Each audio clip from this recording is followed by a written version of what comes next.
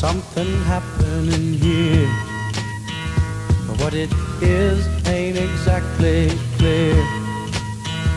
There's a man with a gun over there, telling me I got to beware. I think it's time we stop, children. What's that sound? Everybody look what's going down.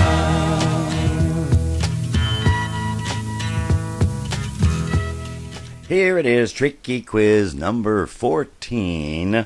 And here comes the first question. Not hard, but tricky.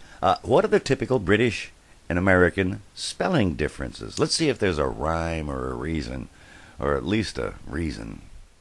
Here are the common differences. They're associated with endings, and I'm not even going to go to the place associated with pronunciation, such as laboratory, aluminium, aluminum, and celebratory versus celebrity. But I digress. Let's see. Is there a rhyme or a reason? On the top, we have the typical American spelling endings, suffixes, if you will, but they're not really, and the British spelling endings. Well, let's see.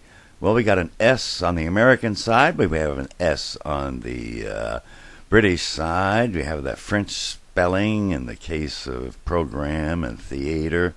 No, just know them. Okay, the next one, and I bet you never thought about this, and frankly probably never will again, but he's my job, man. How many states are there associated for each zip code? Well, here's a map of the zip codes arranged by the first of the 5 digits. There's a +4. We're use that for commercial use, but don't bother doing that on your Christmas cards. It actually slows it down. And notice I left out here, like the overseas, Puerto Rico, Guam, Samoa, but I digress.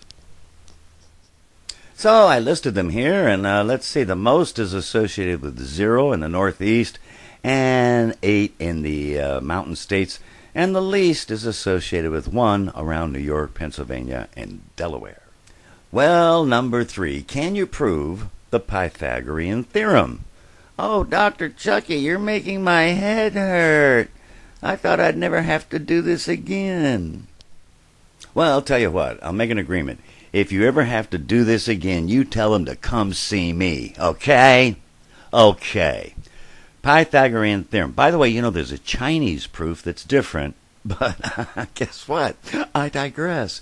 Let's see. You got a right angle triangle. That's the first thing we got to do. And I'm going to name the 3 sides X, Y, and Z. The Z is along what they call the hypotenuse here. And we create a square, which is the areas, which are blue, green, and yellow. And we compute the total areas. And guess what? You got 4 half triangles of XY, which is actually the same as 2 of XY, and you add them up. And then you notice that the remaining areas, which are still blue and green, are the y squareds and the x squareds. And guess what? Both of those are the same size. So when you subtract out 4 of the half triangles, which now equal 2 of the xy's, well, the remainder is you have the theorem, which is z squared equals y squared plus x squared. By the way, Pythagoras was really kind of an interesting guy. He founded a religion based upon his wife. But oh boy, that is another matter for another time. Maybe not. Okay, question number 4. What are the serial numbering systems for U.S. and Euro banknotes? Here are the Federal Reserve District numbers and letters, which are used on the serial numbers usually, unless they're replacement notes, in which case they get a star. A little trivia question. Missouri is the only state that has 2 Federal Reserve Bank districts. But I digress.